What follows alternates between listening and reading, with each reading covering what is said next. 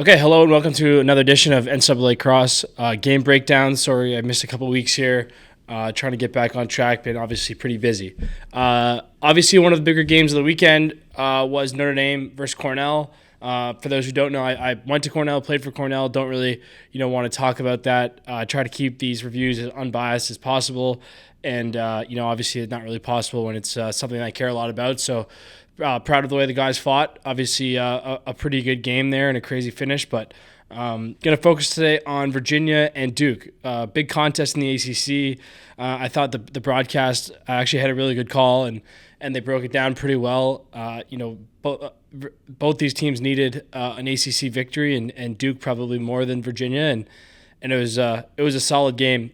One thing I did think that they called out pretty well on the broadcast was the heat. And the first hot game of the year. I think that's definitely true. And I thought both these teams looked a little tired, honestly, in the game. I thought it was a little sloppy, especially early. Duke was lucky to survive some real sloppiness. They barely played any offense, for example, in the first 5 minutes. And then they kind of settled in, and obviously a pretty dominant victory for Duke. Statistically speaking, this is one of the more bizarre victories you'll ever see. Virginia outshot Duke by 3. They had 2 more shots on goal than Duke. They had less turnovers than Duke, 3 less turnovers than Duke. They won the ground ball battle by 13 ground balls, and they won the faceoff battle by 6 faceoffs, and they lost the game by 6.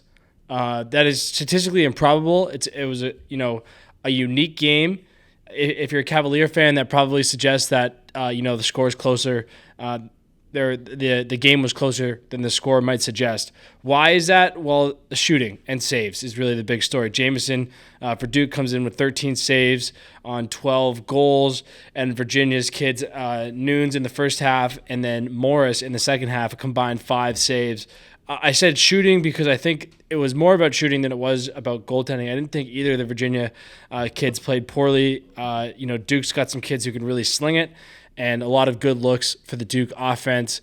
I'm not sure it was a goalie issue. Again, I thought they called it well on the broadcast. It was a quick hook for Nunes, who's been outstanding this season.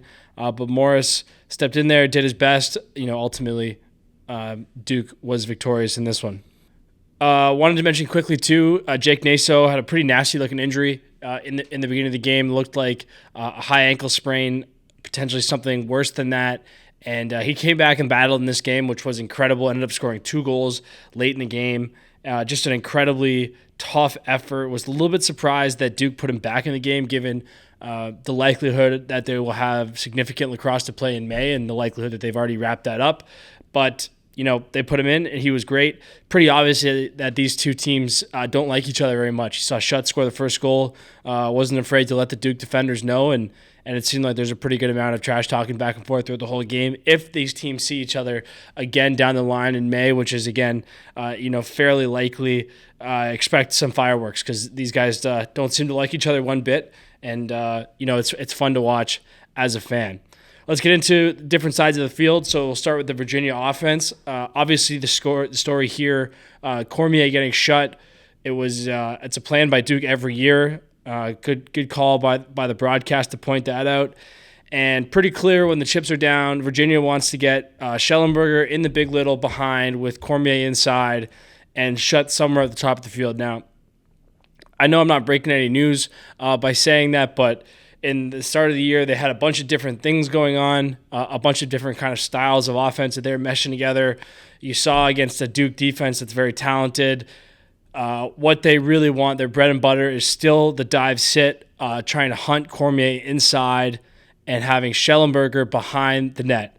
Now, 2 things with that. One, we saw Pat Kavanaugh have success on Kenny Brower a lot last week, dodging from different sides of the field.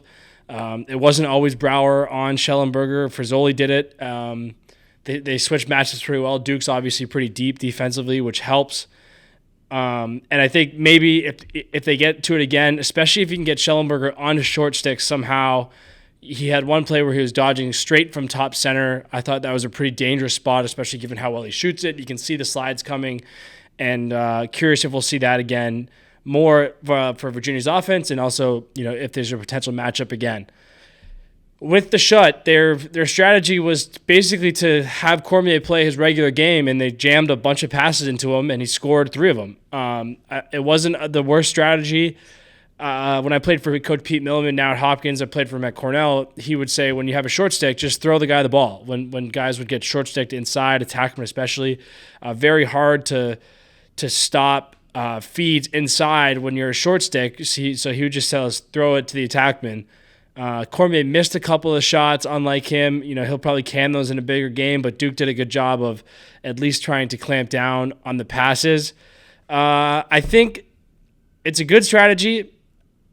I think they could have let Cormier dodge more. His last goal of the game, they threw it to him in the low angle. He kind of went from the low wing. He's just a load to handle down there, and he can inside roll and he can get over top. Maybe it's a little bit of a turnover issue if they send slides super quick. But I think having 2 poles on your midfielders is just so damaging to your offense. It takes your offense out of a flow, and I think you got to do everything you can to try to get out of that as fast as you can. And I think the best way to do that is to give Cormier the ball in the low angle behind the net and let him go to work. I think he's good enough. I think he's going to stuff a bunch of people into the net. Duke's probably one of the only teams that has short sticks good enough to even think about short sticking Cormier. But if you see that again, if I was Virginia, I'd just give him the ball and let him go to work. Also, an option there is to put him in the big little with Cormier and then, with Schellenberg, and then if he rolls off, Schellenberg can come off the pick, throw back, and if he's still on a short stick, the kid can go to work and do what he does. Millen was a little bit quiet in this game. Goal, assist, 7 shots, 5 turnovers. The kid is so talented. He's going to figure it out. Obviously, some plays in there he probably wanted back. Duke did a good job of getting him to his left hand. I think McCabe's got to figure out what he really likes with his left hand, because it seemed like he was giving him a little bit of problems. Again, I don't want to be critical here of a kid who's going to be an absolute superstar, is already an absolute superstar. But college lacrosse is obviously really hard, and Duke made some good plays on him. I thought the broadcast did a nice job, again, of mentioning the lack of depth for Virginia. It was clear that they were gassed. Schutz came out aggressive. He's going to need more of that this year, but ends up shooting 2 for 9. Did some good work getting to his left hand, dodging from all over, but down the stretch of the game, they did look tired, and again, the heat played an impact in that. I believe Truett Sunderland is hurt right now, but whoever can find a way to step up for Virginia, they could use some juice, even if it's just a 4th mini that they feel really good about and can spell one of those top 3 guys on a couple shifts. That would be big, but especially with the double pole. It felt like besides Schellenberger and Schutz, sometimes they couldn't get a whole lot going. Now again, Duke's defense athletically, one of the best units you'll see around the country. Interesting by Duke as well. With the double short stick, it was clear that their goal was not just to take away one of the other midfielders. It was purely to disrupt the flow of the Virginia offense. And why do I say that? Well, because they still did it against the second unit, Virginia, who doesn't play very much and isn't overly dangerous from the midfield. They were still double polling. So that shows you that they're really more worried about taking the Virginia offense out of their flow. And they probably knew that Cormier was going to get 3 goals on 8 shots. That's a really good day. It's just well over 30%. It's a nice afternoon for Cormier. But, it's hard to measure the lack of flow, which was apparent, especially late in the game. So Virginia's going to have to find some answers with both the short stick, which they're likely to see again, especially now that it works so well, and then also find some more middies or converted attackmen, whatever it is, guys who can maybe get to X on a short stick and get to the net, but they need a little bit more initiation, take some of the pressure off the big boys, because right now, if their best players don't have huge days, it's a little bit tricky. Switching sides of the field to the Duke offense versus the Virginia defense, some fun battles here, so many gifted players on Duke, almost the opposite of Virginia. Duke almost has too many guys. They seem some of their guys would probably like to be playing a little bit more and be in a little bit more of a flow, but It's been pretty well documented here recently that Duke's had a couple offensive games that they probably would have preferred to play a little bit better. I think the difference in this one was there's way more action behind the net, and I still think they should do more. They have so many talented midfielders. Duke does that. They try to initiate a lot of offense from the top and from the high wing, and I think sometimes it gets a little sticky up there, and especially long defenses like Virginia, then they can get above the goal and really pack it in and make it hard to throw skip passes. They can have some success. Now, with that being said, Sloat had 2 assists on really nice look-throughs.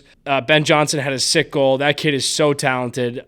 I'll probably try to get it on Instagram, but he went hard as he could to his right hand, put his foot in the ground on a surface, by the way, playing surface that a lot of guys were slipping on, put his foot in the ground, put it back to his left hand, and then threw it back to the far side with his left hand, piping in. Sick play.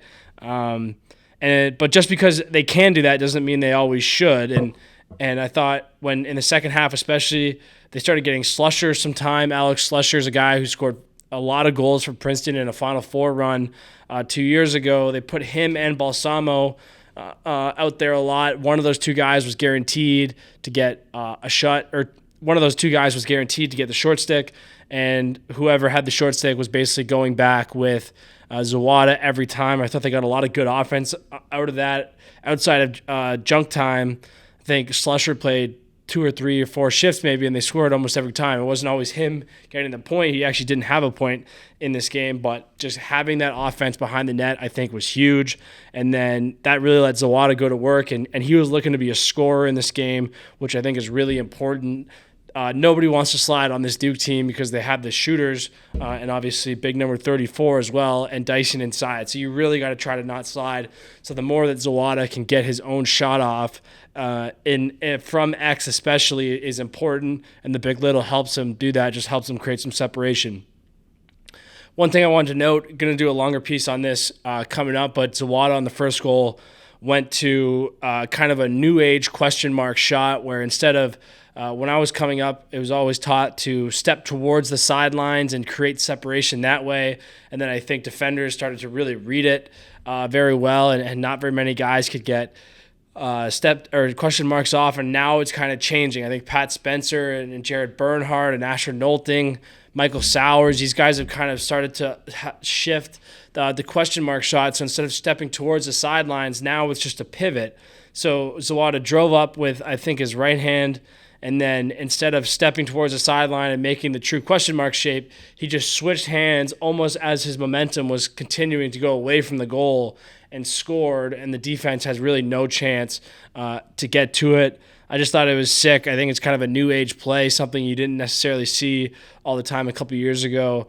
And if he can get that down, well, he has that down. If that can be a weapon for him in the playoffs, the better, because this team needs as much behind the net initiation as they get. And then in the fourth quarter, McAdory started going back there as well, playing in the Big Little with Slusher and Balsamo. I thought that, again, was a great adjustment by Duke. It limits your turnovers. It limits transition against. And, I'm a midfielder. I'm a believer in getting downhill at guys and going hard, but I think Duke has so much of that the behind the net stuff was really helpful. Haven't mentioned O'Neal yet. So 4 goals, 1 assist, 8 shots, 4 ground balls in this game. He just hurts you. He just flips the game in a matter of minutes. So, again, he had 5 points, but a bunch of them came right in a row. He had, with 5:14 left in the first quarter, he scores to make it 4-2. A minute later, 4:04 left in the first quarter, he scores again to make it 5-3. 2:53 left in the first quarter, scores again, or gets an assist to Caputo to make it 6-3, and then 2:18 he scores the goal to make it 7-3.